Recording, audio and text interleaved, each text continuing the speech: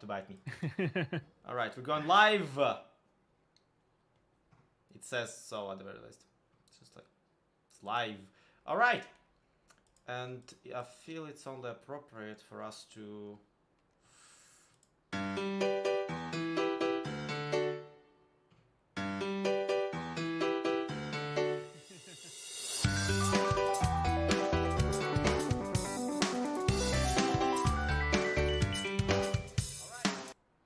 Yeah, so he has no bloody idea what just happened. Yeah, no, I don't. I can't hear. I had to mute the stream when it came on because he can figure it out. Don't worry about it. It's fine. Did you play the intro music? Was that what happened? What else? What else? What else could I do? What else could I possibly do in this situation? Hi everybody, welcome to the Hermitcraft Recap live once in a blue moon or something like that. This is literally something we have never done before. I mean, yeah, which is why who was stopping us? I don't know. I feel like if we are live streaming, then that sort of acknowledges that we know live streams exist, and therefore people ask questions about why we don't cover live streams for Hermitcraft. That's probably it. Yes. Hi chat, hi everybody. So, I actually did live stream Hermitcraft Recap before on my own channel, but not in this format. I would usually just stream me editing the video together, which is why Yeah. I would never stream it on this channel, because if you saw me putting the video together, why would you watch the video itself, you know? Can you imagine shooting ourselves in the foot that badly by being like, here, get the recap before the recap? Yeah, I mean, I did, but just on different channels, so nobody really noticed. Yay! Exuma did. Exuma showed up. I was like, I was just over there being like, yeah, no, Exuma, I don't know about his videos lately. And he's like, yeah.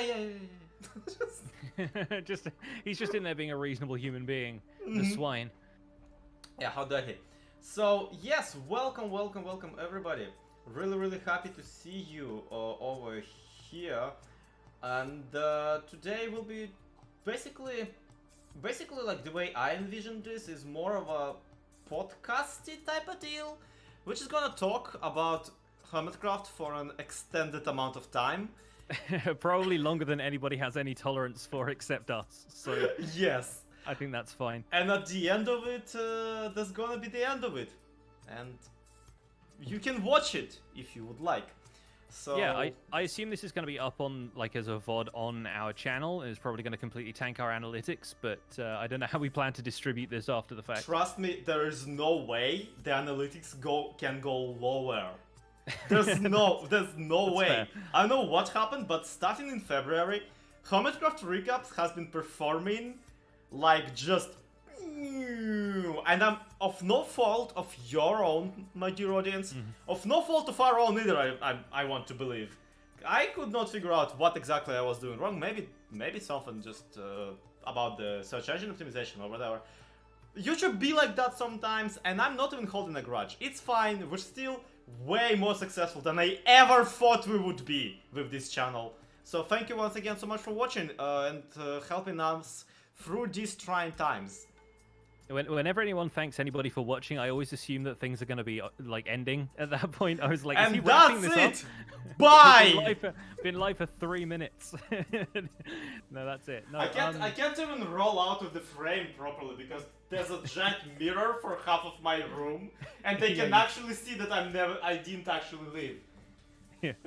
Yeah. So we have kind of an agenda for this because, of course, we didn't post a recap video last week, and this week we are just doing this instead. So I guess we're going to talk through a little bit of the finales that have come up, the people who have confirmed to have ended their series, and just chat a little bit about season 7 in general. Yeah. Maybe some of our hopes for season 8. I have a presentation coming up later that I'm very much looking forward to. And yeah, we've got a couple of bits and pieces where I'm looking at the chat, although the chat is moving quite fast right now, so we're probably not going to be answering too many questions unless we can pick them out from a fast moving chat. But to answer one question that's happening in the chat, no, we're not doing a Third Life recap. we did ask them if they wanted us to do a Third Life recap, and they were like, maybe leave it. So we did. And to be honest, being the Hermitcraft recap is enough for any person because we have lives, and Third Life is a large group of creators who are all doing stuff very fast at the time. So we were quite happy for the break. Don Gorankar, thank you so much for the super chat. I forgot super chats even existed on the. They're a thing. Okay, cool. Well, thank you. I forgot that people sometimes donate during streams. If I didn't, I would have disabled it. Yes, and it's also wild to see YouTube accepting currencies that I've never heard of before, or yeah, at absolutely. least like I have no idea how to translate into something that is relevant to my experience. But thank you nonetheless. Anyhow, again, we'll start with basically like the usual, and the usual is like there's been stuff that happened this week, and we don't have an episode about it, and there's also stuff that happened last week that we also don't have an episode about it. So yeah. We're just gonna skim over that and check that stuff out, because there's been quite an important things in that 2-week span. One of them is naturally that a bunch of people said, you know what, I'm done. And they were done. One of those people was specifically, for example, and this is just a random example for definitely no reason, is Green, believe it or not. Declared that he is finished with the mansion completely, once and for all. That's it. The mansion, the giant, amazing. Thank you, Vrongi, for your super chat. The giant, amazing build that he's been working on the entire time on the season is finally finished. The back side, the front side. Here's the plot twist. The way the back side has been finished is he looked at it and said, I'm not going to do anything more. This is done now. He actually he did bring out that like, yeah, okay, this is maybe not exactly how I would envision it, but this is it. I'm happy with this as a result. And he's like, yeah, also Scar promised to help, but he's not in a position at the moment, so I'm just gonna be chill about it. I'm not even gonna bring it up to him. I'm happy with how this came out. And I want to point out that all of that he's saying while he's looking at something that I personally would never freaking build in Minecraft. It's just this giant superstructure having like a block gradient, bottom to top, super detailed, tons of like miniature roofs. If you ever built a roof in Minecraft, you know how horrid it is. And it's like, yeah, it could be better. Green, my dude. It's wonderful. Relax. Yeah, I think my biggest question coming out of Green, having built that mansion, is which two hermits are going to buy it and then build half of it each on the next season, like within the first week. I'm imagining B-Dubs and Doc starting off season 8 with one half of Green's like ridiculous mansion, and that just being B-Dubs' project for the entire season. Yep. Sorry. Doing a quick communication with the mods. Sorry about that. So what? Yeah. So that's Green. Actually, like Green's episode does have some of the Among Us footage from it, and they played Target during the entire Capfan's live stream. Because if you remember, Capfan did a giant like streamathon with people. It's like a mini game live stream, like a couple of, was it last Monday, I think? Something They like basically streamed the entire pyramid of his. Yeah. Yeah, it was last Monday, I'm pretty sure, and it was a lot of fun, apparently. Also, we finally have an answer to one of the greatest mysteries that that Minecraft has to offer, and that is, where did the Sahara diamonds go? Yes. And I'm just gonna leave it to you, my dude, to explain where they showed up. Yeah, so they did appear briefly in Mumbo's finale video towards the end, and all I can surmise is that somebody has turned the flying machine 90 degrees, because I'm fairly certain flying machines don't change direction that easily. No, look, Season 7 is just canonically perpendicular to Season 6. It's just like they're now playing on the wall of Season 6. Canonically, Hermitcraft Season 7 is at a 90 degrees to Season 6. You can't do anything about it. If you go into one particular direction, all the way through, you see a giant wall with the Hermitville build-off sticking out of it. That's why they can't go past the world border, because the world border is actually where season 6 is. Yes, It's just over if there. they remove it, it just drops. Oh boy. So yeah, I'll cover Mumbo's finale briefly as well. There's a ton of stuff Mumbo goes over, and naturally the process of most of these finale videos is to do like a world tour of all of your projects and stuff, right? The first place he goes to is somewhere I completely forgot exists, because Hermit Challenges was a thing at the beginning of the season, and they haven't really done it for a while. Yep. And it occurred to me that he's built a giant tower of redstone lamps in the back, and every time they complete a challenge, that was supposed to fill up. And I think the way they did that was that it fills up at like random-ish intervals, so that you're never sure if a new lamp is going to light up or not. But they got like 4 lamps lit, and that was it. It's a tower that goes all the way to like 13 or whatever the maximum length of the redstone would be. And I was wondering what's up with hasn't got that high. They never really address it, so not to my memory. And I think it was just Mumbo, Grian, Iskel, and Stress, I think, were the only people who ever ended up participating. But it was still pretty cool. He pointed out that he's very aware of the giant Grian head that somebody, like, presumably Grian, replaced one of his villager heads next to his like villager trading area. I specifically remember taking the clip of that moment when Grian puts that in and going like, okay, I'm gonna save that in this Google document, but I'm not gonna put it into the recap, because I want to put it into the recap when Mumbo notices. Yeah, when Mumbo acknowledges this in a video, and he never did, as far as we can tell, until the finale of the season, and that's how they avoid it, the swines. So yeah, we had that. We had him talking about the button. Wait a minute. I don't think Iskel built it. Did Iskel build? People are saying Iskel built the. Well, some people built it, or the tower that had the redstone lamps in. Right. Sorry, I forgot that there's a delay. Yeah, the chat is a little bit behind what we're saying. So we have the button. Mumbo pointed out that selling his mustache, suit, and trousers was like the most successful shop he did all season, which is entirely true and quite funny.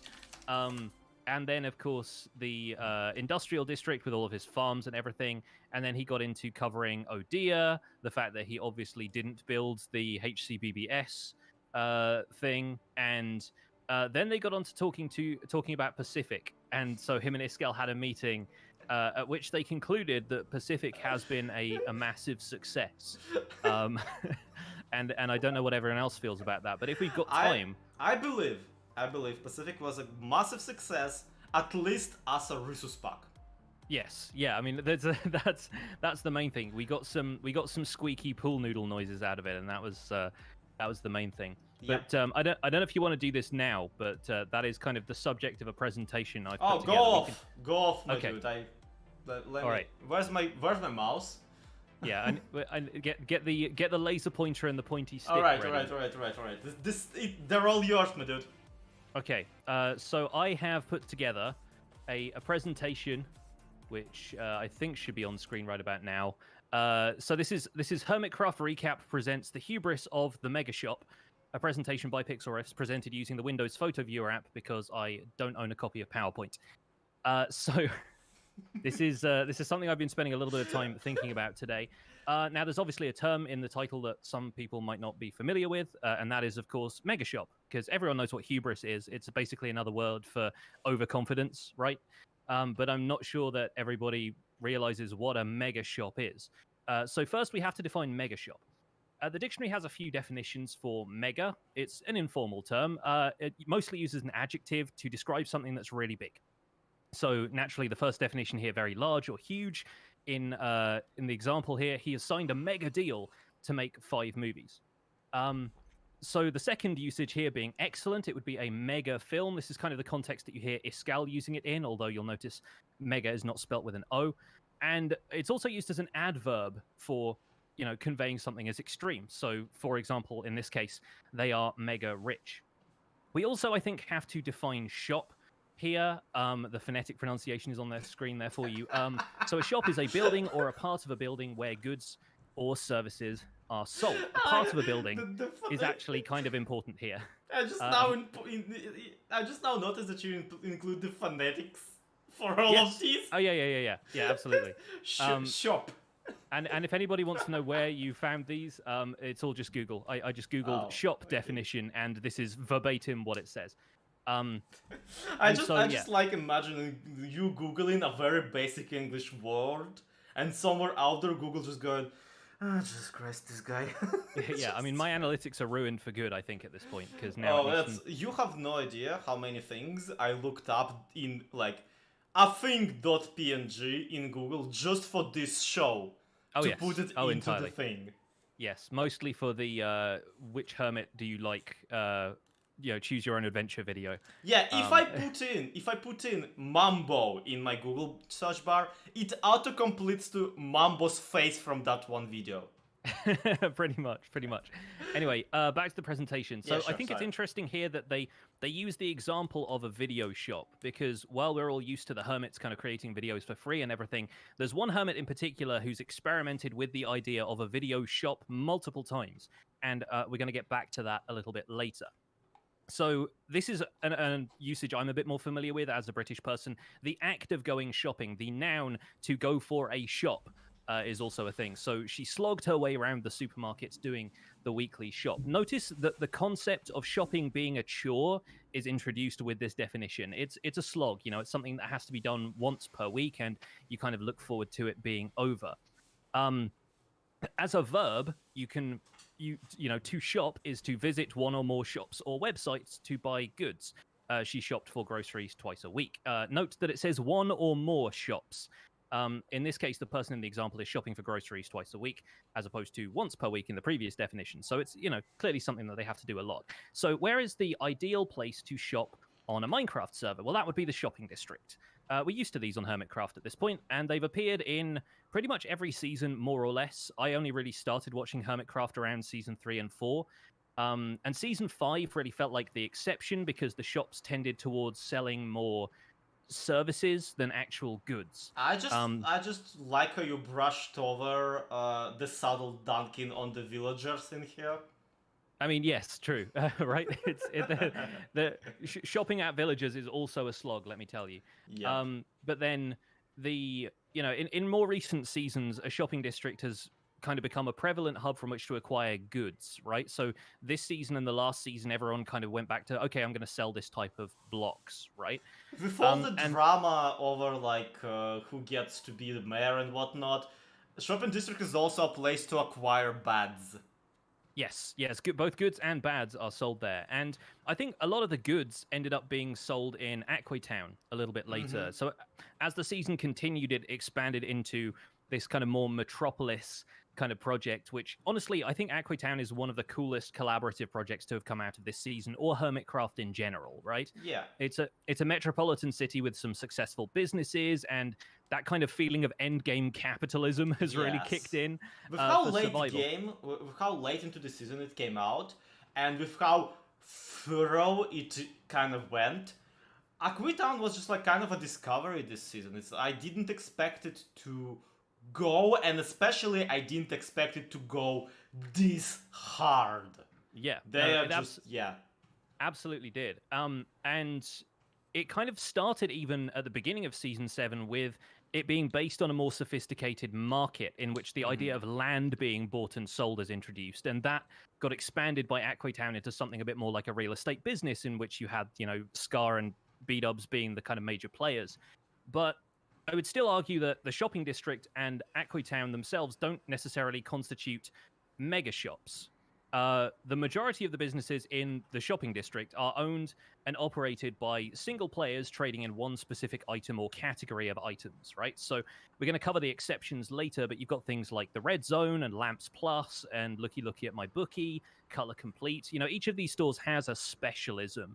And even as the players acquire endgame levels of resources and develop an area like Aquatown, the shops retain this kind of boutique status. B-Dubs' business selling TNT and wool come to mind, right? They're in direct competition with other stores that already existed and sold similar things, but at that point, people don't seem to mind. And I feel like at this point, a server usually enters this kind of post-scarcity economy where everyone is farming so many resources and, stuff is so abundant because you're trying to build bigger and you're expanding your stock of everything. It's known as the second week. Yeah, pretty much. For this server, at least, definitely. And at this point in the season, people don't need to worry about where and how they spend their money. It becomes more about the convenience and about the experience. And then you see people like B-Dubs and Azuma even experimenting with selling things which are less tangible products.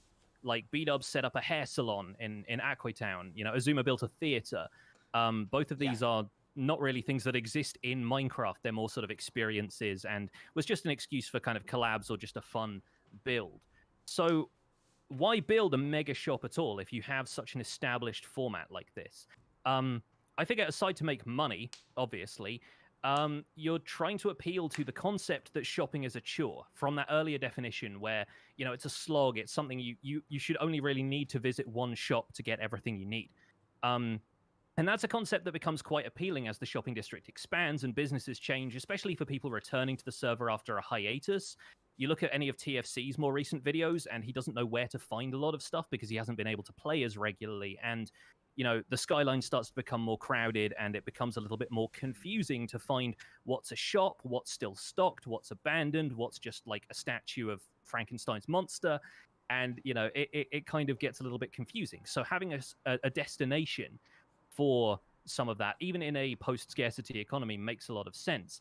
And to really discuss the mega shop, we have to cast our minds back to Season 6 and discuss the project which really kicked off this interest in mega shops, which is, of course, the Derp Mall, right? Founded by Impulse and Tango, this is a multiplex that tried to kind of unify the shopping experience even further. It's a shopping district within a shopping district. There's 2 levels to it. Of course, There's I'm kidding. literally 2 levels to it, and also it itself is a level under the general Yes. shop.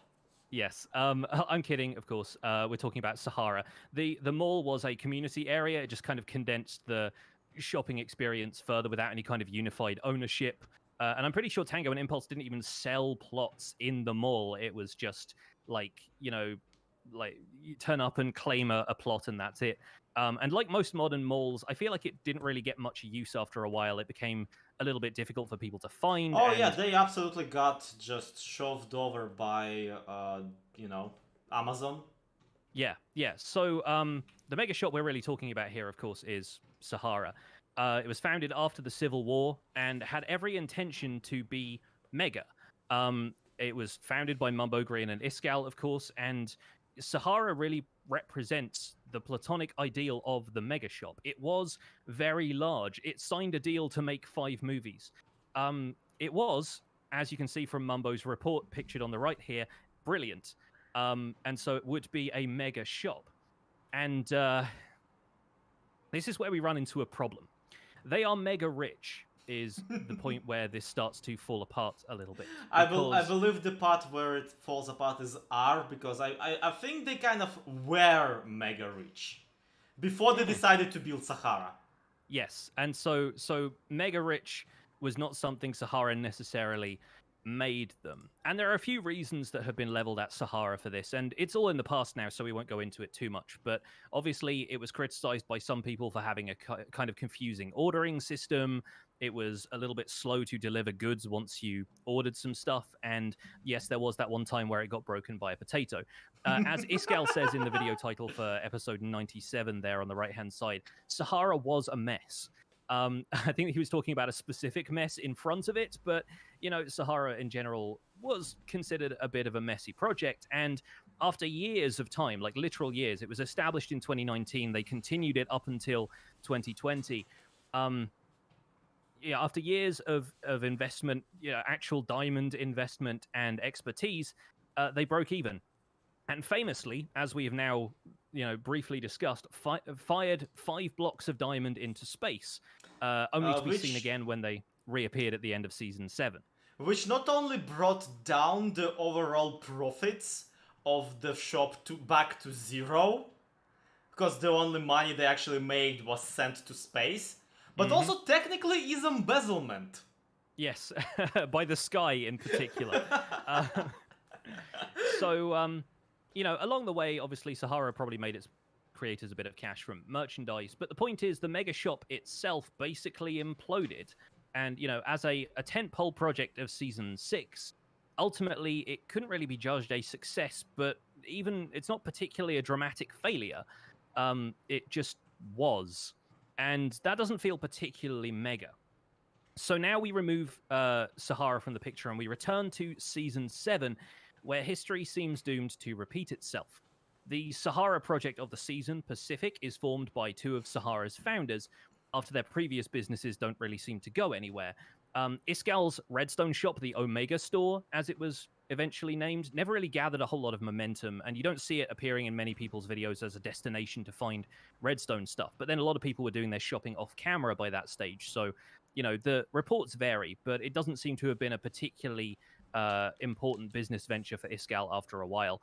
Mumbo's Odia store was, of course, inspired by flat pack IKEA kits with design instructions provided by Video. And this is the aforementioned Video shop from our example, because the components were so simplistic that what you're really buying is the instructions. And he gave the website to players and members of the public to see the instructions for building some of these basic redstone contraptions. It's still there. You can go to odia.store and watch any of these video examples. See, the cool thing, and thank you there for the super chat, Bleb. The cool thing about you calling it a video store is that now looking at a screenshot of from the website, it strikes me that the color he used in the website is not IKEA yellow. That's Blockbuster's yellow. It's very Blockbuster's yellow. It's almost chartreuse. And it's kind of a vomit yellow. It's a little bit wild. He might even have been doing that to avoid any kind of infringement, although I'm not sure why on earth anybody would consider this an infringement of anything. Look, after the outro issues, better safe than sorry. So, yeah, the other thing to point out here, although this is a bit of a digression, is that this is not the first time Mumbo has experimented with a video shop on the server, because his film shop in Season 6 still gave players the option to commission a commercial from him. So that is also, it's kind of by the by, it's not really a mega store, there's only one thing you could buy there. So a digression. The prospect of Pacific was, once again, to start a shop mid-season which would eventually sell everything its owners could farm, with the sophisticated redstone circuitry and even, its own currency, which they planned on having exchanged for diamonds. It would fluctuate in value, and it was all wired into a banking system, all under the same roof. And this seems like a dream project on the surface. It was something that could generate as much hype in the audience as Sahara did. So the question is, why was the best thing to come out of Pacific a bunch of squeaky pool floaty noises? I think mainly the fact that it never got finished, of course. And that's mainly down to stuff they couldn't really control, the timing of IRL stuff. Mumbo's been fairly transparent about the fact that he was having some work done on his house for the last little while, which disrupted his video production schedule. And I presume without Mumbo to collab with on stuff like this, Iskal spent more time getting stuck into and developing and playing Vault Hunters on Twitch. So, without even those factors, though, even if it had been finished months ago, I honestly don't think Pacific would have seen much action before the server reset. And we can belabor the point of whether or not the redstone was too ambitious and complex, or the design of the shop just wasn't right, or, they just got distracted by the pool floaties every time they arrived for a meeting, or even the fact that the server is in this post-scarcity economy period and they know where to find all of the stuff at this point. But I think the thing Pacific really fell victim to was being late to their own pool party. And to illustrate this, we turn to the actual mega shop on the server, the one that's been a quiet success since day one, without having to generate all of the hype beforehand. So Grian's sales empire on the server began as a raft with a handful of barrels. And it's also seat-themed! Yes, exactly. Oh my god, it's been there all along! Grian started the pool party. Is my argument here. Basically, he starts with the minimum definition of what constitutes a shop. Part of a building where goods or services are It's literally only the floor! It's the floor and some stuff to put things in. It is part of a building where goods or services are sold, and every time you see it, it expands and expands and expands and expands, and we're left with this. We're left with a mega store, an emporium that has two of the most prominent skyscrapers in the Aquay Town skyline, basically the symbols of late game capitalism on the server, that it doesn't actually need. Grian puts his face on the side of this because he is just rich enough to do it. That's not even it. The final hurrah of Grian's barge is the purely decorative Hermitcraft big barge sweep. Yes, exactly. The big barge sweep shopping experience. It's not even a shop. It's a shopping experience. Yes, exactly. We are fully late stage capitalism when your shopping has to be an experience, right? But again, he is working with that idea. He's trying to take the chore out of the shopping experience and make it something fun. So like that kind of goes into the mega side of things once again, the mega shop. Something that's exciting, something that's excellent, and something that maybe removes the experience of being a shop and turns it into something more fun for you. So the most successful megastore on the server is built in week 6. Oh no! Episode 12 of Grian's Hermitcraft 7 series came out in week 6. We covered this in the week 6 recap for season 7. And Pacific, I think, started somewhere in like week 25 or 30. I think on Iskal and Mumbo's thumbnails on a previous slide, it showed you the numbers, but it was, you know, they actually started building the island that Pacific was eventually built on and then never really went anywhere in like episode 59. And I believe Iskal's series tops out at episode 80, although there's, you know, significant absences in there. But I feel like high-minded efforts like Pacific just end up falling flat because they take so long to get going. You know, they're trying to run before they can walk. They're trying to emulate Amazon, but forgetting that Amazon was started in a garage as an online bookstore. So ultimately, I come away from this thinking, what can we learn from this?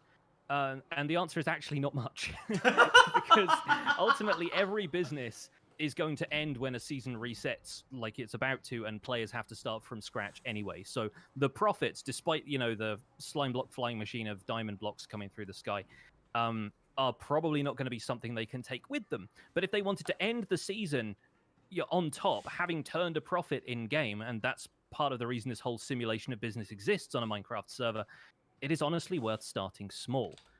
At the end of the day, though, it's all about what the audience enjoys, and I hope everyone's enjoyed this presentation. I always think that if the audience is into seeing these big projects being tripped up by their own hubris, but they still get to see, you know, some cool redstone circuitry and funky logos along the way, and you get to sell some t-shirts, it's all good.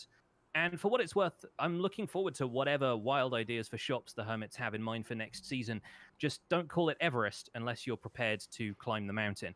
Thank you for coming to my TED Talk. You can find me on Twitter at Pixelriffs, on YouTube and Twitch under the same name. Thank you to Shatterproof Stars for this wonderful Pacific fan art. Enjoy. All right. So that was... that was a thing that I did. That was a thing I spent 2 hours of my day on.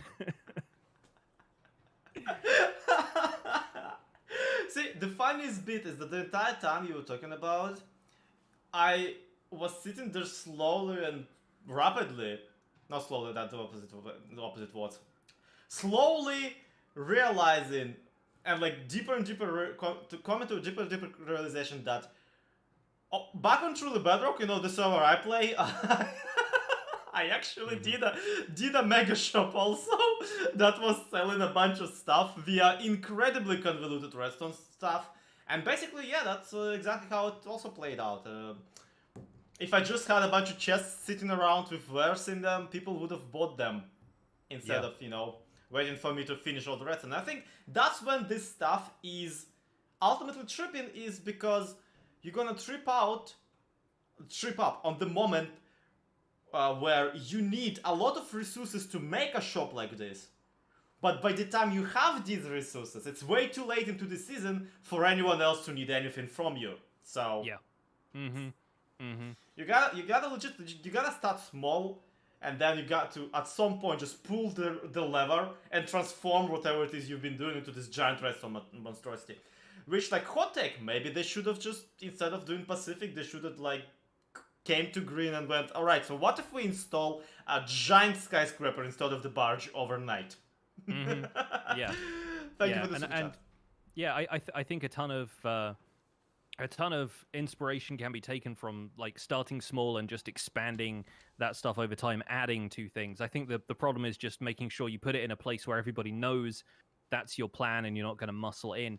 I honestly Yep. think that with them having sold land by like the 10 by 10 square in the shopping district, nobody really took advantage of the verticality until Aquatown. And I Yep. understand that it's really difficult to build vertically in Minecraft, and if you have one thing that's just really tall, then it doesn't really make a whole lot of sense. But you could have spent a diamond block and then built all of your shops for the entirety of the rest of the server in a 10 by 10 space if you just built upwards. Yeah, I So, was arguing that way back at the beginning. I thought that that's where they were going to begin with, because yeah. since the horizontal space is paid for, but vertical isn't, just go up. Just up, up is free, down is free. Yes. It's the bottom part that's like really. They never did, and there's a good reason as to why they didn't go down, but it's only gonna get built like midway through the season. Yeah, and going down into decked out after a certain point became Yep. kind of impossible. But yeah, I honestly think like this is skipping ahead a little bit in our agenda, but I think decked out is one of the things that's just going to go down in Hermitcraft legend Yeah, as absolutely. like one of the greatest successes. Like the stuff Tango did this season was absolutely wild, both between this and the Among Us tribute. That's like the only point where I'm kind of like, it will go down as like the most complicated thing, unless Tango does something even more complicated, which we flipping know he will. I mean, as soon as it's possible to get skulk sensors and the warden and everything into the game, then you're going to see some wild stuff anyway. But, yeah, but also he's not gonna just sit there bored until they're absolutely coming not. out. Are you kidding me? Of course he's gonna go. So, this entire ordeal kind of reminded me of a little thing I stumbled upon. It's on Tumblr, I apologize, I'm so sorry. But that's where I wrote it down. And that's why it's kind of interesting, because coming back all the way to the beginning of the entire season, which is what we're about to do, is we were hoping to go through the entire timeline with you people and kind of just laugh and point at everything that happened.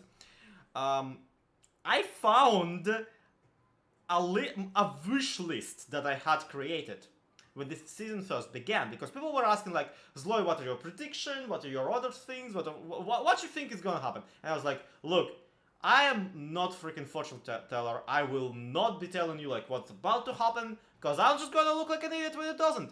But what I do have is a little bit of a wish list now that everything has been set up. And here's how that went.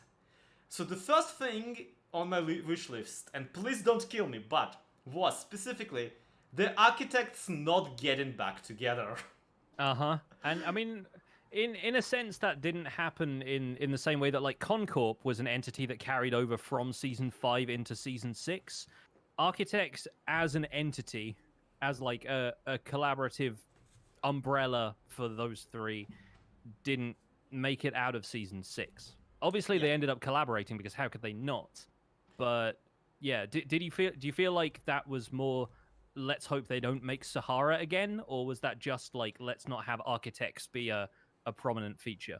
So I actually go into this giant like list of bloody blah why I wanted to see that, but that can be kind of roped back down to the idea that I was afraid that Hermitcraft is gonna drop back into the already established cliques that they have. Because, like, honestly, it is my belief that Hermitcraft is best when there's friction between the members, when all the people on the whitelist, like, trying to interact. And interesting interactions are usually birthed out of interaction of several people who don't usually hang out together. And that's kind of what we saw legitimately happening throughout the season 7. We saw, Scar and Green palling around way more than before. We saw Green and... no wait, not Green. Scar and B-Dubs, who naturally hasn't been really around much, but still. Before that, I mean. But like on that season, he is still here, and B-Dubs has been much more active. We saw them hang out with more and more people, and that's why I really was afraid that architects are gonna reform and that Mambo, Iskall, and Green will just spend all the time hanging out with the three of them. And some stuff that I really was hoping would happen wouldn't happen. And then it all happened. Like Green and Impulse was an incredible combination, frankly, this season, which I completely didn't expect to come out and just really, really go for it. But they did, and it was great. Honestly, every time Impulse was like collaborating with Green, like, okay, soft spots for Impulse. Impulse is great, but still, it's when people break out of their comfort zone, try something new, and try collaborating with someone new, when I feel Hermitcraft really shines. Because then they allow the unique influences of their personalities to kind of intervene and intersect. And we're not gonna get that if people just are gonna keep going for the same teams, keep playing at the same team. Yeah, people in chat are bringing up the Mumbo XB Cleo Hobbit episode, the HCBBS. This is the Bumbo Baggins Society collab, right? Exactly like I feel like Zombie Cleo has rightfully so come up in popularity over the course of this season because everyone's just seeing what a delight she is collaborating with various people, and her chemistry with basically anybody on the server is always really fun. Yeah. And so, to get her collaborating with Mumbo and XB being thrown into the mix as well is just a joy. I was really excited when B-Dubs and Joe Hills got to hang out because they shared a border between their bases, and Joe was building a replica of like an archway in Berlin that needed some horses on top of it, and so he actually went and got live horses from B-Dubs. But of course, Joe and B-Dubs have been in the scene for ages. I think they met at like a Minecon years ago. And I think it's really nice to see almost like old friendships being rekindled. Yeah, when through you stuff really like this, get down to it, what's interesting is that Joe and B-Dubs actually did occupy approximately same YouTube spaces back when Mindcrack still was a thing. Yeah, totally. And when you really get down to it, they were both in the same community, in the same spaces. It just, for the longest time, they haven't been hanging out on Hermitcraft. So yeah.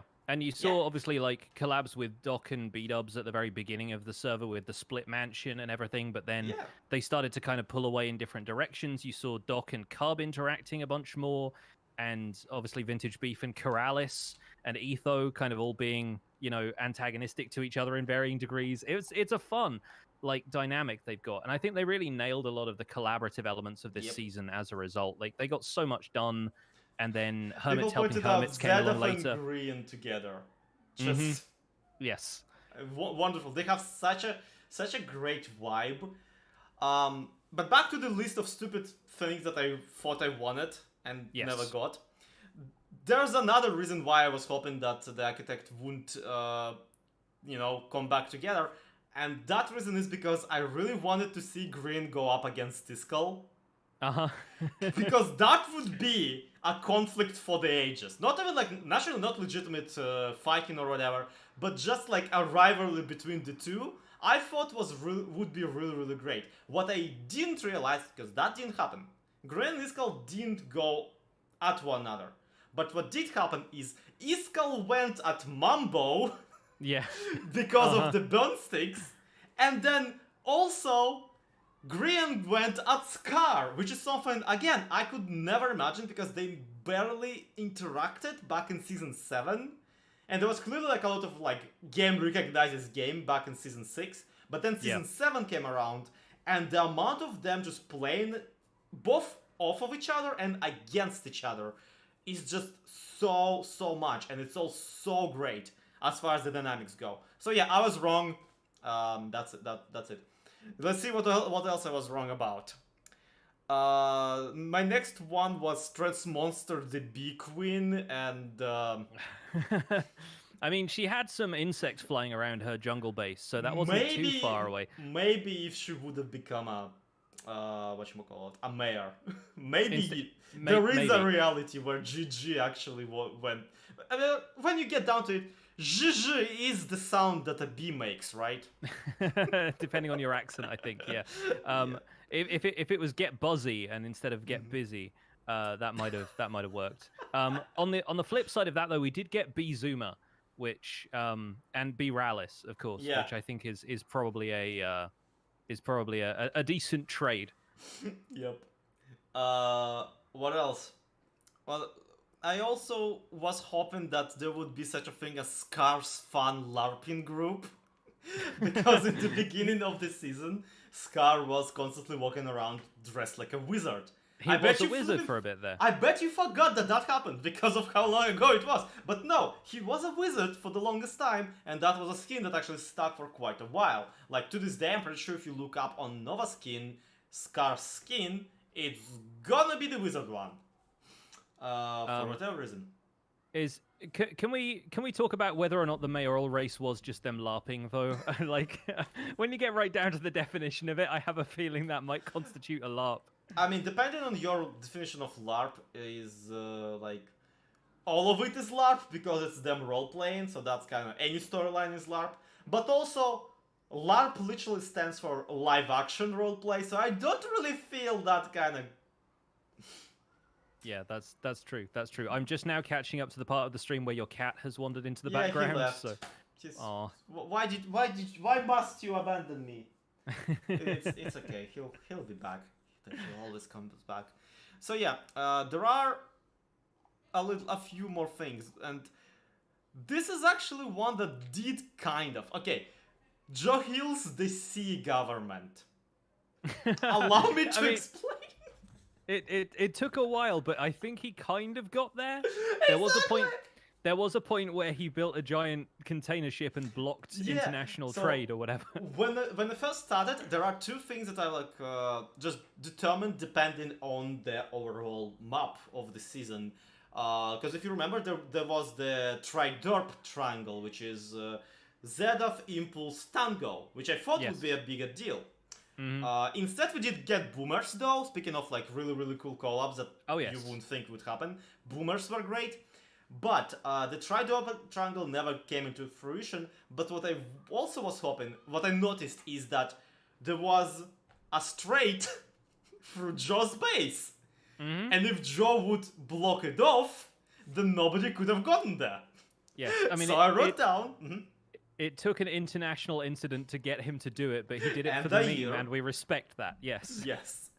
So I was really hoping for Joe to just go full on capitalist overlord. That didn't really happen, but he did bluff Cobus that one time, so I'm writing this down as came through. Mm-hmm. Out of all the interesting stuff that I also wrote down, another like prediction-ish was Jungle Cryptid Mumbo Jumbo. I mean, we got a certain amount of cryptic through Hermit challenges. I feel like not quite the Yeti we were hoping for. But, yeah, all the Hobbiting I feel was kind of an issue, and it was reaching there, but it never got there. What do you want? Mm-hmm. What do you can see him like... in the mirror back then, and you can see his face. What is it, child? This is my cat Red, by the way. He's great. So that's it for my. That should tell you how shoddy I am at predicting anything Hermitcraft, and never listen to me.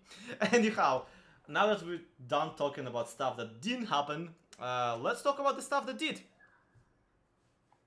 So we started out with Cleo's Head Games, I think was probably the first major event, although Hermit Challenges was forming around the same time, but Head Games was really the first big like server-wide thing. And honestly, starting a season, considering that season 6 had ended with Demise, I think starting a season with, hey, how about I effectively pay all of you guys to kill each other is a pretty bold move, and I think sets the tone for Cleo's content in general in a good way. Yeah, and also it's just after this season 6 left this very particular impression on me, going like, I see what you're doing. Keep doing it, but also like there's a very slippery slope there. And once the head game began, I was like, I'm sorry I ever doubted you. It was so great. Starting off with like Zombie Cleo centered minigame was amazing, and it was really good. So that happened. Culminating in a giant Coliseum fight where Cleo was sitting on a giant spider throne like a radiant queen that she is. Uh, no complaints from me. It was great. Yes. Around the same time, that's sort of when Boomers starts to form. And I only remember this because of B-Dubs starting to experiment with TNT and getting some in the hands of Keralis, and then the pair of them blowing the head off of Doc's Goat Mountain. And that's the wild thing to me, is that the Goat Mountain head was built within the first couple of weeks, because by week 3 it was down. It was like they instantly decided that needed to go, and it was a very, very funny. I look back through the recap thumbnails, and Yep. the severed goat head in the water, and then like the snow golem face above is the thumbnail for week 3. Our first proper recap has the goat head as a front and center. Mm-hmm. Yes. So the cool thing about Boomers again is that that's also what started B-Dubs' bad addiction, it seems. Mm-hmm. Yes, I mean, I think B-Dubs' bad addiction has been around for a while, but he definitely made it more of a bit in this season. Yeah. It's a very noticeable thing. As like the reason why I say it's what started it is because he basically, if it was a Boomer collab, he would be dying. Yeah, so he blew up in basically all of the replay mod flybys and stuff that happened. Him and a lot of terrain and a few other people.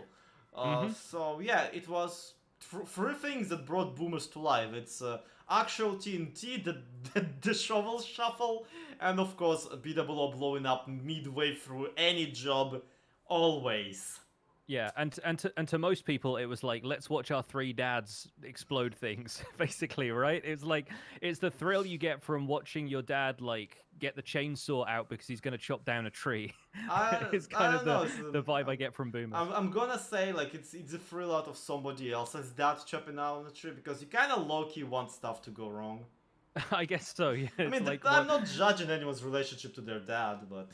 Yeah, it's like you want to have that moment of like, what if the tree falls on him and it not impact your family directly? Yeah, yep. I can see that. But I feel like we're skimming over Tag 2 Electric Boogaloo, which a couple of people mentioned in the chat. It didn't really go anywhere to my knowledge, because I think Head Games kind of took over. Well, the trick with Tag is specifically that it's never meant to go anywhere. Not really. It just kind of goes, and like where it ends up, it ends up. It ended up like through several people, and it was Tag 2 Electric Boogaloo. Yay, it happened. Yeah, it was a happening, and the kind of thing that we just stopped mentioning in the chat, and everyone would be like, "What's in the recap videos rather?" And people would be like, "What's happened to that?" And we've been like, "Nothing." So that's why we didn't mention it, because literally nothing happened. Yeah, the trick here is like, I was hoping that we would not remember about it in this one too, because there's only one way to cover it. And like, you either not mention it at all, or you just go, okay, so here's a list of people who got tagged. This. And I don't have that list, so I'm just gonna pretend we never mentioned it. Yeah. I think the button comes out before the mayoral campaign, right? Because I think that stuff was more or less done by the time the campaign starts. So I have a complete mush in my brain, and our videos actually didn't help at all. Because of course, they rarely do. Yes. They rarely do. Decked Out, I could not tell you when Decked Out began to form. Yeah. To my knowledge, Tankotech has always walked on Decked Out, and still is. Yes, pretty much. They have always lived in the Decked Out. Yeah. The button started like shortly before the mayoral campaign, as far as I remember. Because the mayoral campaign, let me remind you, started because Green wanted Mambo to be a mayor, and that's it. Yeah, pretty much. And I think Doc M was talking about running for mayor, but then he wasn't on the server for a while, but he was definitely on the server for everything regarding the button. Yeah. So yeah, I have a sense that the button was first, but that was That was definitely Mumbo, wasn't it? Mumbo actually set that up. That wasn't like a Yes, HCBBS. Mambo We don't didn't know even who built pretend this. to not do the button. Yeah, The button was a exactly. social experiment by Mambo, specifically designed to mimic Reddit's The Button. The idea was Yeah. that you can either wait for the button to reach a cooler color in the hierarchy, or you can press it right now and just be happy with whatever color you got. Yeah. Naturally, Green and several other people really wanted to get all colors, period. Yeah. And also, people really wanted to get a particular color because people were grouping up depending on what color there was. For example, there was a big movement with the green colors. And Yeah. of course, if the timer on the button runs out, it blows up and nobody gets to press it anymore. Which ended up happening. Yeah, I think the problem with that as a social experiment in general, and this may be part of the experiment, it may be like a result that you can conclude from an experiment like this, is that people will try their best to make something achievable the cool one. And so, like, that's why you get this clique of green people who are like, I'm cool being green. Yeah. And that's something that I didn't have to wait like hours on the server for somebody to troll me and press the button instead. Yeah. Like, yeah. It's funny how people will just be like, yeah, well, let's figure out what the acceptable version of this is. The version that's not going to get me shamed. It's not horrible. It's not bad. It's good. Yeah. Tootle Reed mentioned Pamela the cow, and that is like a particular thing because doing research for this live stream, I was sitting there being like, did I make up that they've played wrestling at some point? Oh yeah, no, they did. They did. I think that was week 5. Yep. Yeah.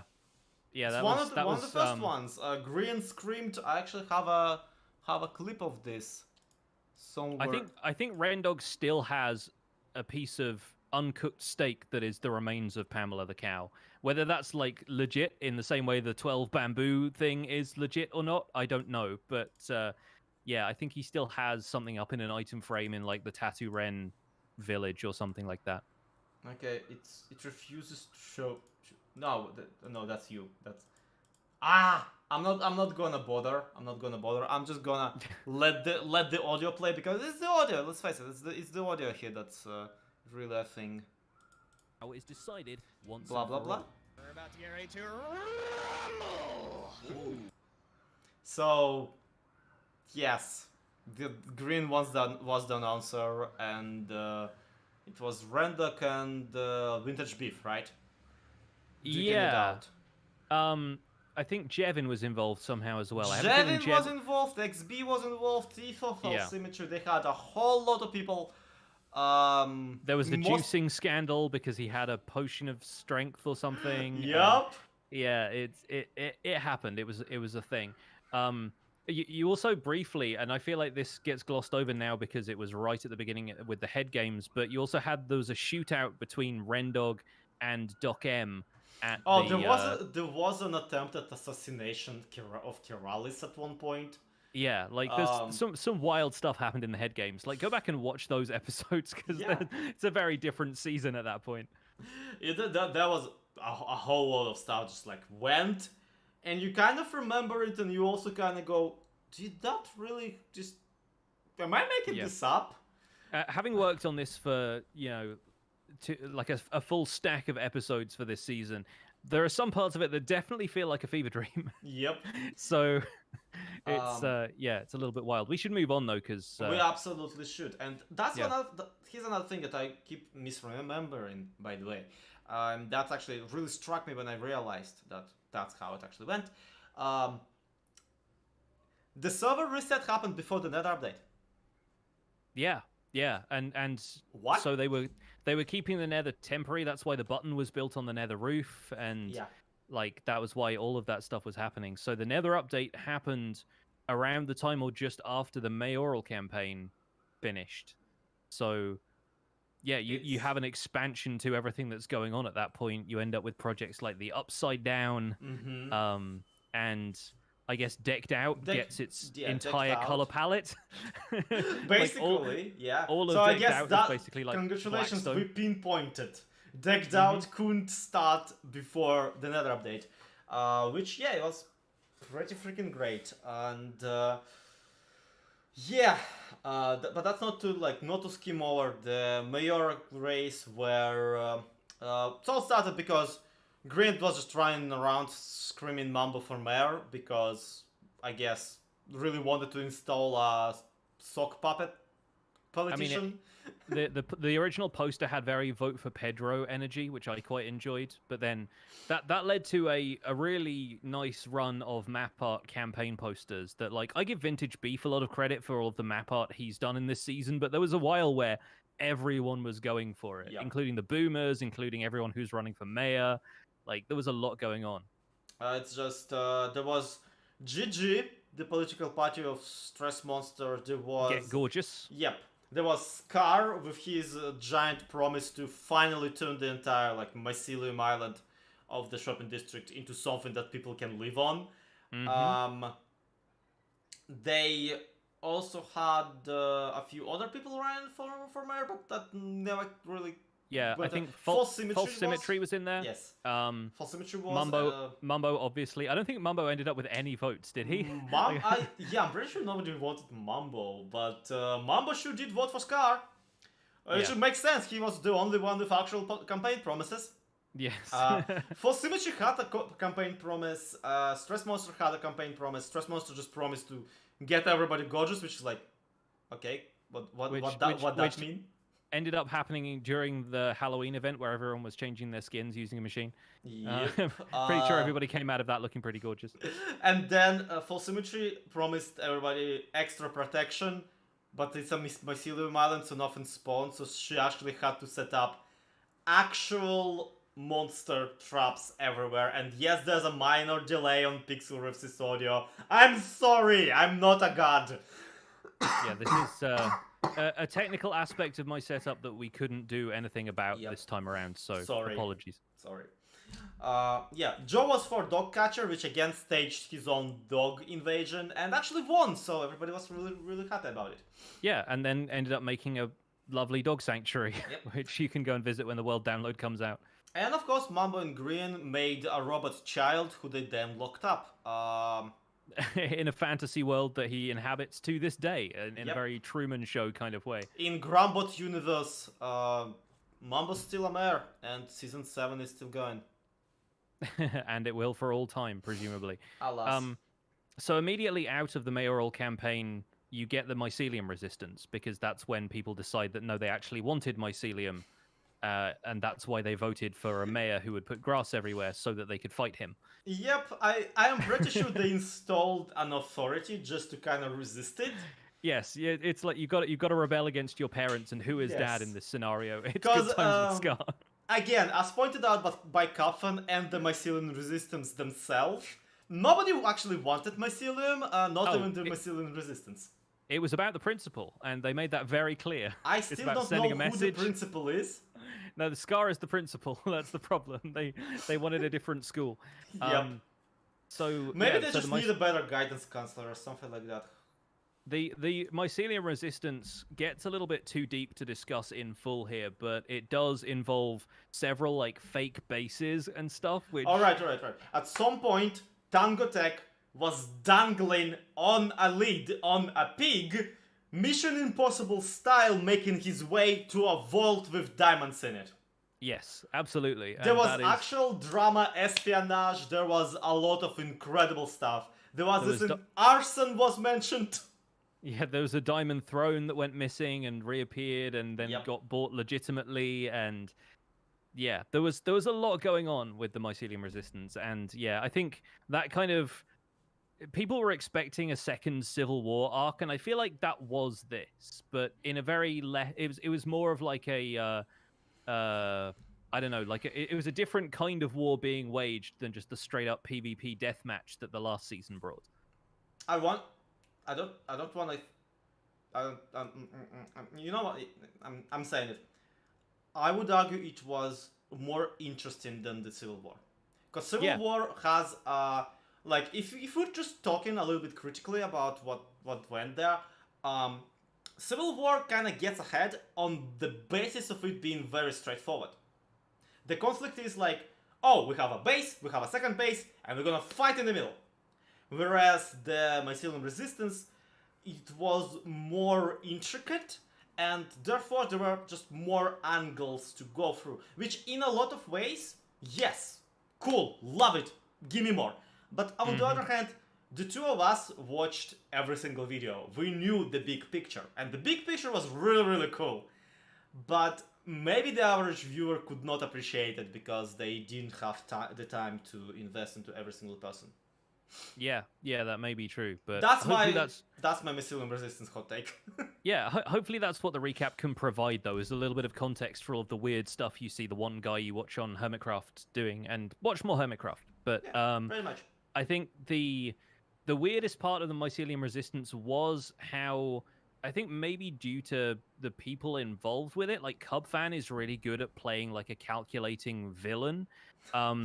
And like being in charge of like the HEP and that kind of stuff. But at some point he was spying on people by like hiding under some pistons. I mean, yeah, that's to be fair. Like every now and again, the lead would rise up and he'd be like, "Huh? Yeah, I mean, like you doing this often? You better not." And then if he saw a shadow, it would be 6 more weeks of winter or whatever. But then, I do think like the HEP weirdly ended up being the villain, and I thought it was strange that like the resistance angle played out the way it did when everybody wanted grass. It's just such an odd angle to go with it. But I mean, that's the thing. That's why I feel that even saying that there like even was a villain faction in the situation is a little bit kind of, it's hard to specifically spell out. It's a little reductive, yeah. Either HEP as the villain or the Resistance as the villain, because they kind of want the same thing, and that the same thing is not even like the type of dot, and that the same thing is just kind of hang out, do fun stuff, and it was really fun. Honestly, I really enjoyed it as a viewer. Ultimately, that culminated in the turf war, I guess. Like after various base infiltrations and the Diamond Throne being heisted and that kind of thing, you ended up with basically a mini game off, which was, I think, a more fun way of resolving the conflict than just a straight up deathmatch, in my opinion. So absolutely, I love the ingenuity that went into some of the mini games, how varied they all were, some of the mechanics they ended up using. Like I've been wanting people to do literally anything that makes tridents make sense, and Etho managed that with the mini game he made, the Rip Zone. See, and that's the thing. The thing about those mini games specifically is I was surprised that they even figured out this many unique mini games just for this occasion. Yeah, absolutely. And even started playing some of them later as well. Like whenever XB Crafted does like a round of mini games with Corrales, I feel like the Turf War stuff would come up there. It was that or Target was basically where they'd always end up. Yeah, between Target, the actual mini game districts, Decked Out, Among Us, and all of the Mycelium Resistance stuff, it's like, that's a lot of games within a game, my dude. Mm-hmm. Speaking of, Decked Out, it was mental, and we said a lot of nice things about it already. I don't know why I decided to bring it up. And Decked Out, I think, ran for a weird kind of length of time, because I feel like it had its renaissance at a certain point. I'm not sure if the Turf War was even still going on or if it hadn't started yet. But it was pretty intricate, and apparently, like something that I never mentioned at least, people actually loved watching all the different runs, and it's hard not to mention Etho specifically doing his entire, like him going as hard at investigating Decked Out and figuring out all the secrets and all the secret mechanics and how to exploit them, as he usually does for Minecraft. Yeah. No, he will break apart a game that way, and I was always like, I was kind of disappointed that we didn't see more of his parkour minigame that he was working on, because he was working on a game that was kind of inspired by some games I really love, like Celeste, where they're kind of precision platformers, and if you fall into the spikes, you die. It's not like you have a certain amount of life like you do in Minecraft. It was such an interesting concept that he did, and I mean, several segments of it got finished. Once the download is gonna go up, we can play it. Heck, you can try and make your own one. Please, not you picks, but like general you, Please, it would be really, really cool to look. to watch. Honestly, if you want a different perspective on season 7 in general and you don't watch Etho already, I recommend going back and watching some of Etho's videos because he's involved with stuff in very different ways to a lot of the other hermits, and he will often like you had people sneaking around each other with the mycelium resistance and everything, but then you had Etho trying to always subvert the rules of the shopping district. He ended up making one of his shops inside of Scar's netherite boutique, just using an upstairs floor that Scar didn't use. And his base is just wild. He does a ton of stuff that just kind of flies under the radar to anybody who doesn't watch him. And I highly recommend checking him out. Speaking of flying under the radar, he made a shop that disappears if you go away from it way too far. Yeah, it was made entirely out of shulkers, and they're entities that don't render at a distance. So he made if you a shop that is invisible. Yeah, Speaking of and so he didn't have to pay for land. That was basically it. Yeah, there was a game though that kind of like not really a game, but I need a segue. So there was a game though that encapsulated like it covered most of the server all at once, and that of course was the HCBBS. Mm-hmm. The Hookabubus, as we called it several times in video. Yes, the Hermitcraft based S. Yes, a Hookabubus is a demon that comes in the night and tells you to swap bases with other people, Yep. and it did. So they all swapped bases for about like 2 weeks, I think, and then most people decided that they didn't want to mess with somebody else's build that much, and then they all ended up switching back. Give me some of that delicious random Hermit on random Hermit action. Just that's what gave us Zedef versus Green. Well, not versus, but like Zedef and Green being present at the same spot. Impulse SV and Stress Monster, and the fact Right? that Impulse's base stayed pink for the remainder of that season because he decided he quite liked it. We didn't get to cover much about Impulse's finale, but there is a great section where he uses his editing software to color replace those sections of his base digitally just to figure out what other color combinations could have looked cool. And he's like, I should have been doing this from the start instead of just like changing my mind every 5 minutes. Life hack. If you have a combination that works because of how color wheel works, you can just get a picture of your base and then tone shift it. Mm-hmm. And it's gonna work because of how like the complementary color works. It's basically a triangle that you kind of like on the color wheel. If you are an artist, you know what I'm talking about. I'm just gonna shut up. Anyway, Impulse, really cool. Hookabubus, love it. Good thing for a lot of people. Like ultimately, bringing more attention from like larger fan base Hermit to smaller fan base Hermit, always good, always welcome. Want to see more of that. But also it's interesting how in the cases of like Cleo and Keralis, for example, in the cases of Zedef and Green, in a lot of ways, a different perspective, a different creator, a different Minecrafter brought so much more and such an interesting new thing to somebody else's project. Yeah.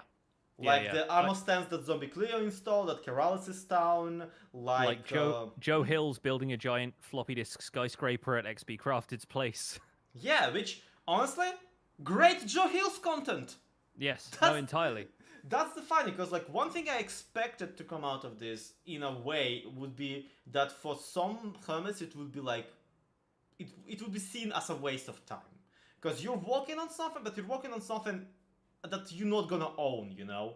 Yeah. But also, I mean, heck yeah, I loved it, personally. Yeah. And in case of Keralis and Zombie Cleo, they actually remained in co-ownership of the base. Yeah. Keralis ended up finishing Cleo's zoo in outer spaces. It's where you get the enormous peacock from, which the name of which I'm still not entirely certain we can say on air. Between Head Games and that peacock, I don't even know anymore. I worry.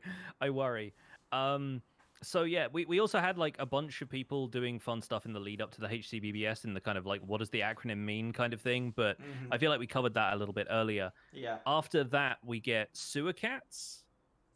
and that's when people just start hiding bases in other people's bases, and then faking out each other and faking out viewers, and then eventually everybody decides to just live at Corralis's pad because he has such a large area.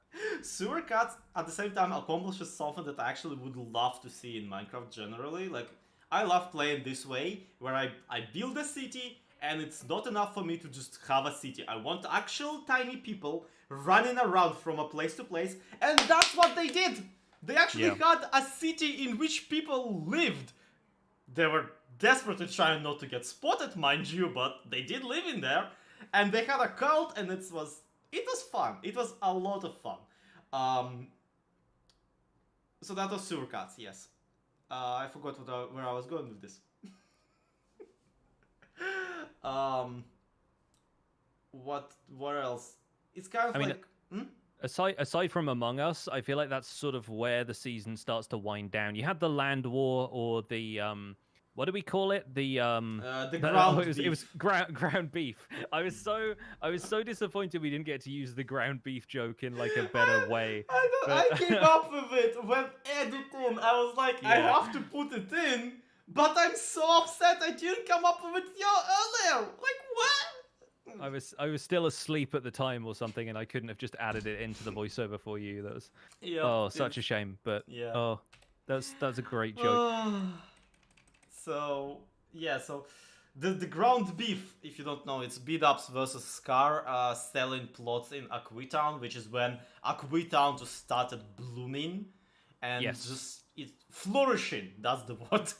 Mm-hmm. And eventually ends with them auctioning off various plots that I think have probably gone unused because Grian bought most of them, and then I think XP Crafted had one that's probably not going to get built on at this stage unless XP has another episode coming. Yep. Well, Grian bought of them and he put them into the HTTPS of his own. Sure. The shopping experience, where people still can yoink it from. Maybe somebody will get one. I honestly think with the season ending and the world download coming out, I think it's nice that there are still some plots left in Aquitown for, fans to come in and build stuff or like finish the area or something. I always think like the idea that everything needs to be tied up neatly with a bow and that the server needs to feel complete when you download it is nice in theory, but you can also feel like part of the server yourself if you want to download the world and build some stuff there. So I got no problem with that. I think it's going to be fun to see if people have their own takes on how Aquitown should look when it's completed. I mean, that's kind of where we also hit the idea of a little bit of unneeded pressure, because at this point in time, you can see a lot of Hermitcraft members being like, oh, I'm gonna complete this, I'm gonna finish this, and that's something that kind of winds back to what I've already talked about in the very beginning, and Grian's back of the mansion, that he was kind of freaking out about not finishing. Mm-hmm. Because, like, in reality, in a regular play of Minecraft, you never finish a base. You can never finish it. You can only start it or give up. Yeah, so I'm a big fan of the saying that good art is never finished, it's only abandoned. Yeah. And I feel like that's always true of Minecraft stuff. Like, people who can finish it, you're either a creative player and a map maker, and that's what you're supposed to do, or you're somebody with a lot more patience for one project at a time. But yeah, I feel like I've not finished most of the stuff I've done in Survival Guide or any of my longer running Minecraft worlds. Yep. So, something like that. Which is when, like, Aquitown happened. I'm still kind of boggled that Exuma built theater, because I'm still so not used to purely decorative projects. Yeah, totally. But it turned out really great. I think it was a great especially build. on like paid for land. Yes, yeah. Considering that you're normally thinking about turning a profit, but like I said in my presentation earlier, it's post scarcity at that point. Everyone's got enough diamonds that they don't know what to do with. Like, you look at the ender chest of anybody like who's had a shop running from the beginning of the server, and or has been mining somewhat regularly, and you end up with just tons of diamonds for it at that point. And so you want to talk post scarcity. The final shop that Scar built is not only titled free, but also literally gives you free stuff. Yeah, exactly. Like, you're giving things away at that stage, and that's how it ends up. Yeah, they're just like, it's whatever. I have this like Shulker monster over here. Please take it away. Mm-hmm. It's the opposite of Toy Story. It's the opposite of Toy Story. It's please come take my all of this. Yeah. So yeah. Then my notes just say whatever Rendok was doing the entire time.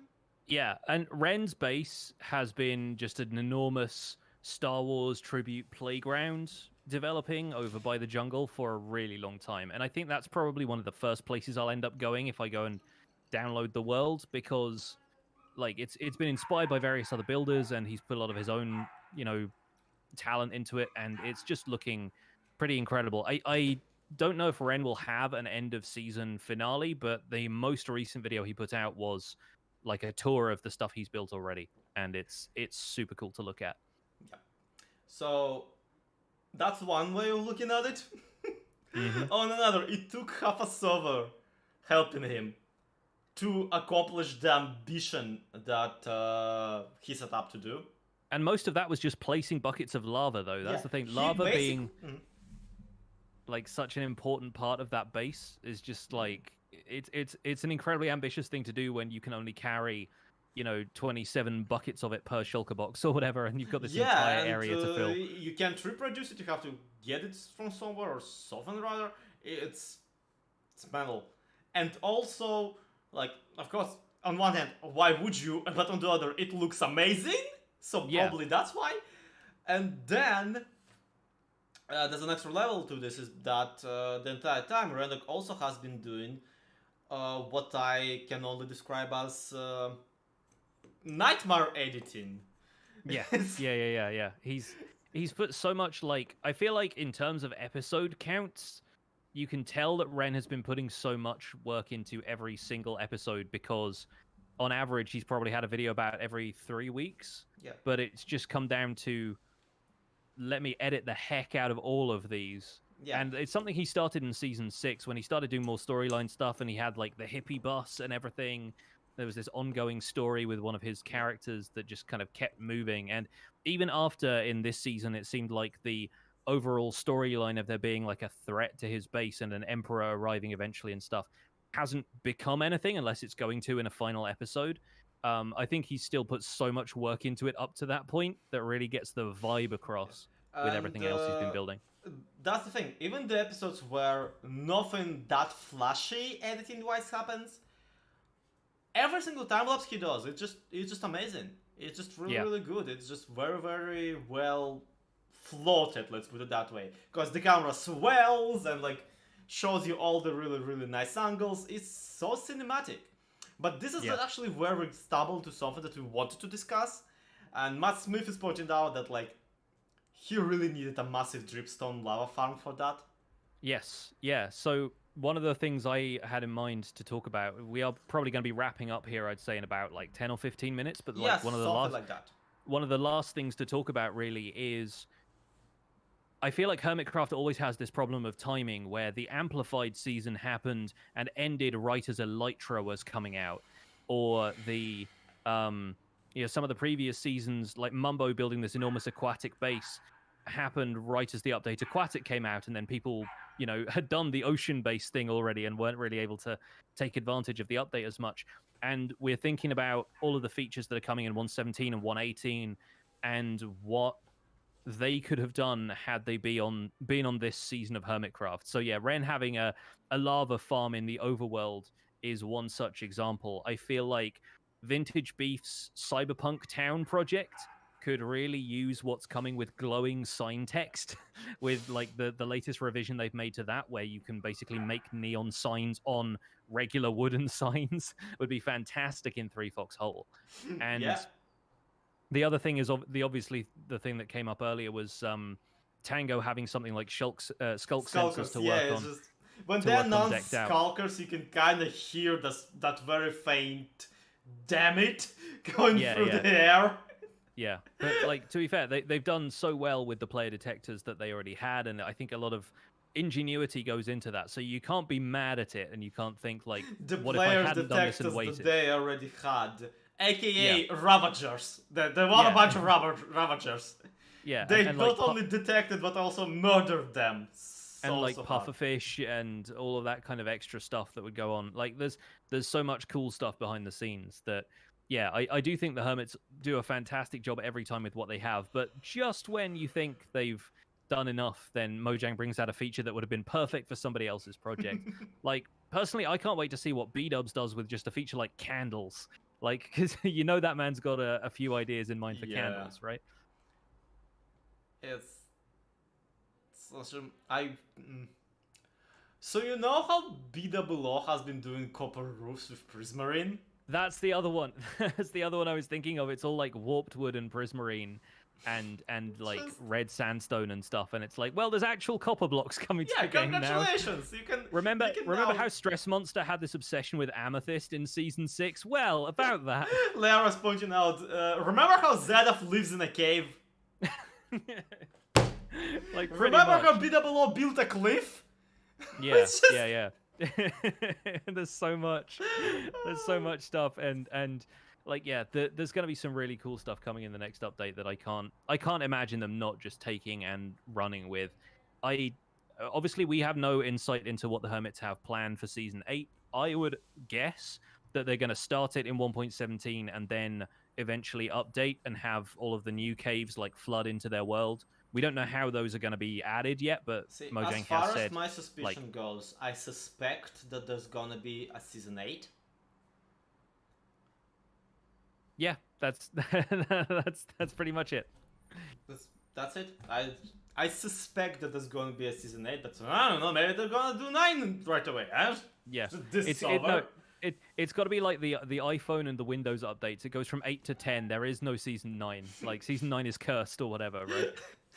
Instead of season 8, we get like 2 Hermit for craft or something. Right, too crafty for you. They did. Okay, look, it's my favorite thing to bring it up. At some point in April, for April 1st, they did do a Hermitcraft season. Like the current one was season 5. They did a Hermitcraft season 6 in like beta Minecraft and all, pretending to be very incompetent. And that is canonical season 6, and I refuse to acknowledge the actual one.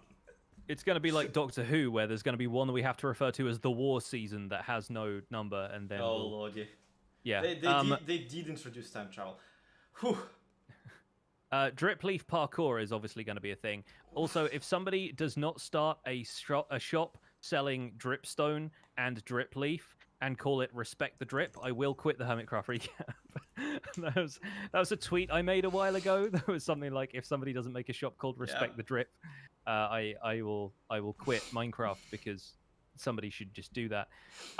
Yeah, there's so much stuff, and honestly, just I'm looking forward to moss being everywhere instead of them being like, how do we coat this island in mycelium? Grass. It really is, yeah, and I'm looking forward to doing building with that in like deserts where it doesn't change color with the biome and stuff. I think there's going to be so much you can do with that. Expect everybody to trap everybody else using powdered snow that is really obvious to detect, but for content they will they will not be wearing leather boots at the time. Forget powdered snow. I can't wait for goats to trap them. Oh yeah. Oh, Doc M, if he's, I don't know if you've seen his Twitter lately, he has basically been off on a tear about goats being rideable. So if that doesn't happen, he's at least doing everything with goats, because you know the man is unstoppable at this point. Okay. I expect Zedaf to do cool things with spyglasses. There are actually advancements now for 1.17 stuff, one of which is just to look at the Ender Dragon using a spyglass. So I'm like, that's going to be the feature of the Ender Dragon fight. The first fight, when everyone in the community gets together and fights it, is they all have to stare at it for a couple of seconds first. Just behold it through it. Here's what I was thinking, right? Here's what I was thinking about, though. Can you spyglass at an Enderman? I don't know. I assume not. I assume it still counts as aggroing it. I would imagine that to happen. It's just I would think that they would aggro, but also there's gotta be some sort of point to it. Yeah. can you make some sort of a sign that you can only read through a spyglass? Oh, dude, what? invisible ink in Minecraft. Can you imagine? Oh yeah, I can actually. I'm pretty sure there was a way to do it. Oh my lord, we completely glossed over one of my favorite things in the current Hermitcraft season, and that is the newspaper. Yeah, Hermits and Herald making a resurgence, and And what a resurgence! Wow! yes, long may it continue. It's one thing that like they decided to make a newspaper. It's another thing that they actually decided to make it a pixel art, and then it's another thing that Kaplan also figured out how to automate it. Mm-hmm. Yeah, No way. No way. Speaking of stuff to automate, I just think there's going to be so much cool stuff to mess around with in the next, like with copper, with lightning, striking stuff with lightning rods.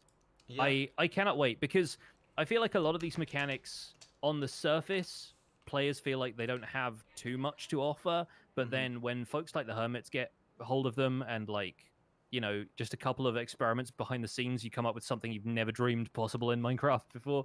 I expect a bunch of that stuff is going to come out soon. Leave it to Etho to actually use a spyglass for spying. Oh yes, and he will. He absolutely will. Actually looking for people. Either way, it's all in the future. We'll see how it goes down, and we'll be there to recap it. Here's hoping. We will. And until then, we're gonna raid Joel Duggan. If you don't know what raiding is, it's when you click a link I posted in the chat and go tell Joel Duggan hi. Joel does a podcast with Pixel over here, and it's called Despawn Chunks. Every what weekday? I'm sorry. Monday. Every Monday. Yeah. I was afraid. Thespawnchunks.com. Yep. Go get it. They're also here on YouTube. But also go check out Joel. He's really cool and he's playing Minecraft right now, and you can watch it. Type recap raid in the chat, and he'll know that we're all recap here to kneecap. There's already people saying recap the stream. So no, we're not recapping stream. You know that full well. Just don't tap me. Yes. Anyhow, that's it. That's the season, at least for us. Like, there are some more people releasing videos, and more power to them. And us not doing any more of it is not a statement on like, it's not an opinion on the people who still releasing. It's not like that we don't prefer, and it's not that we don't want to. It's at this point we've been doing this for 5 years. Yeah, 5 years. And we basically, if you follow the channel, you know full well, we barely ever skip an episode. And when you really think about it, when you realize it, you can realize that, oh, we can't pre-record this. Unlike when you think about another weekly show, I always think like, whenever I feel like, oh no, recap is so hard, I think, well, the game theory does it, and then I realize, oh wait, game theory can make like a month of content in advance, for example, and then just take a break. We will never be able to do that because we need to actually keep up with the news cycle. Yeah, with the news, like you can't really report the news in advance. But we'll be reporting on recap. We'll be recapping season 8 as soon as it starts. Really, like we've done a day 1 recap in the past, and it honestly makes our job a little bit easier, so we don't have to recap all of the day 1 videos in the week 1 recap as well.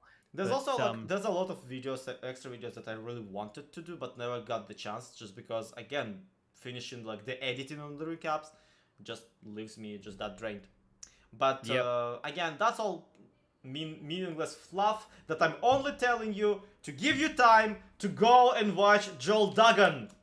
Here's the link again, several times.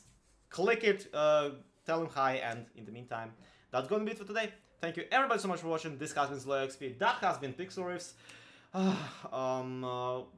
forgot that pretty much sums it up. Just yes, but also I got lost between my intro for my videos and our intro that we do for the recap. In the end screen theaters today, there's nothing. There are nothing. Joel Duggan, go watch him. See you around. Bye. I don't know how delay works. But I should probably click it now. There we go. And stream.